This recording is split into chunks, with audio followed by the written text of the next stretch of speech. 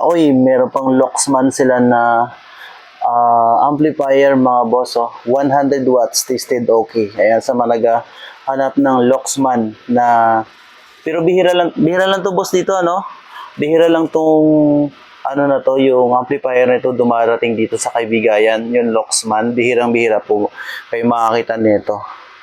Luxman, pero wala pang presyo yan mga boss. No? Good day mga boss. Ngayon ay dito tayo ngayon sa loob ng shop ni Bigayan. Meron po silang new arrival. So masilip ko lang to sa mga nag-aabang po ng mga amplifiers and then speakers po ni Bigayan. Dito tayo ngayon para silip lang ng mga speakers nila na mga new arrival kasi nga ay wala pa itong mga presyo mga boss. Pero mag-update tayo sa next update natin kung meron na pong mga presyo.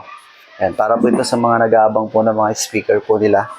So dito, ito inaayos pa po nila. Tinitisting nila yan kung okay yung speaker. So tulad po nito, mayroon akong napansin dito, Sansui na SPK 2000, and then Pioneer. Then meron pang Sony, pero test pa nila, na-test na nila pala to. Bali 80 watts. Yan, okay siya, good siya. Bali dalawa pero wala pang presyo yan.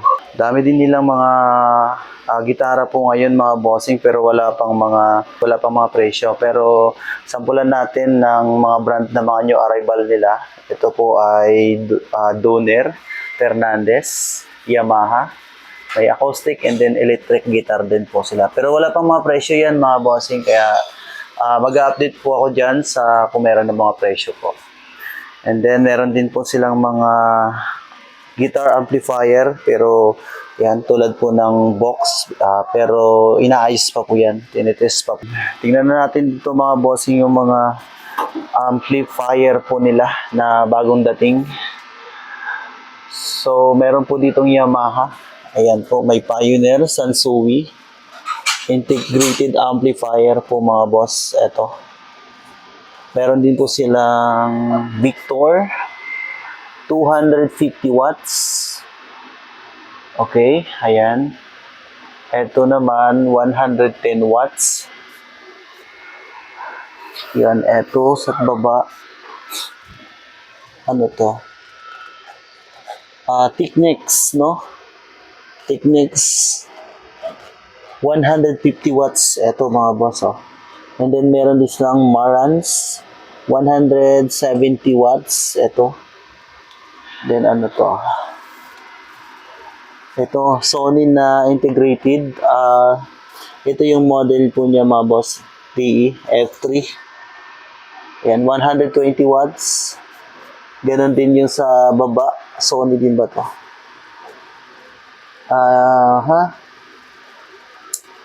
Okay, 50 watts lang to sa baba mga boss. Ito sa mga nag-aabang po ng Diaton, 54 watts lang siya. Diaton po. And then ito naman, OnQ na amplifier. Bali ano yan, 60 watts. Ito naman 66 watts, no? Tested okay po siya. Brand mo niyan, Technics. Yan. Then sa baba, meron pang Luxman sila na amplifier mga boss. 100 watts, tested okay. Ayan, sa malaga, hanap ng Luxman na...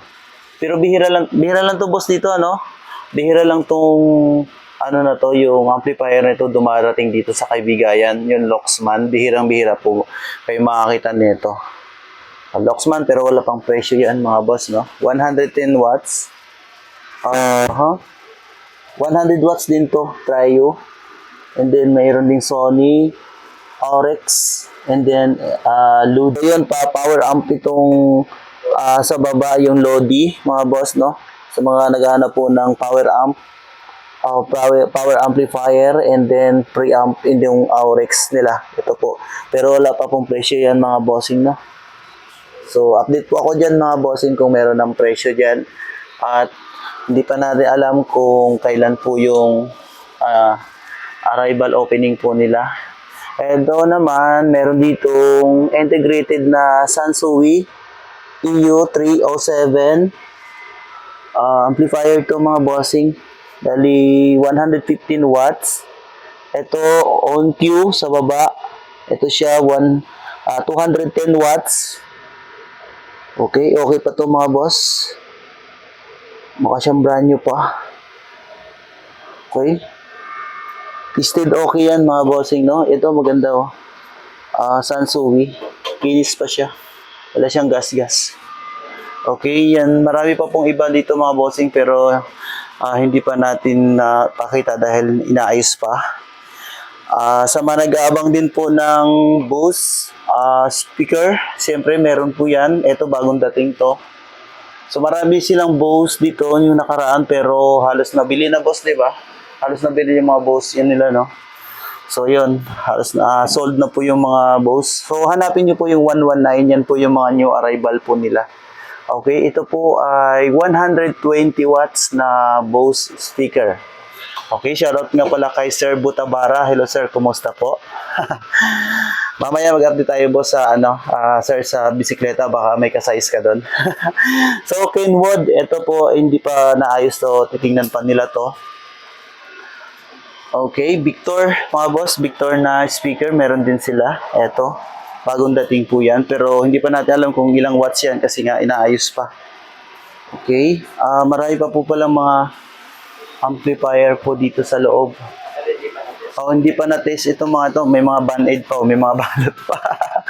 So, hindi pa naayos. So, pakita lang natin mga boss, no? So, on cue. Ito mga boss, hindi pa natin alam kung ilan watts po yan. So, dito nga pala boss, kung gusto pong bumili po and then gusto mo makita yung loob. So, pumapayag yun na buksan, di ba boss? Pag buksan yung loob, kunyari bibili ka, gusto yung makita yung loob, papayag po kayo nun? Bubuksan? Depende. Titingnan lang kung buksan yung laman.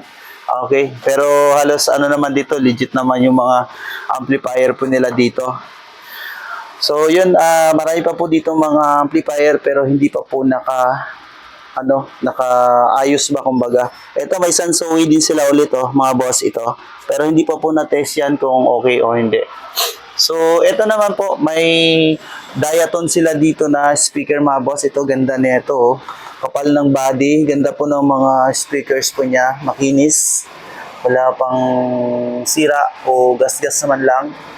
Kaya lang yan ay inaayos pa, so hindi ko pa alam kung ilang watts po yan, pero silipin natin dito baka makita po natin. Diaton to mga boss, Diaton. Okay, 40 watts nga po pala to. Power ratings po niya is 40 watts. Ang crossover yung crossover po niya pala ay 2,000 mga boss, yung crossover po niya. Alright. Diaton DS31C MK2. Yun po yung model po niya. Aba, okay. Ito, meron pang amplifier dito mga boss. Yan.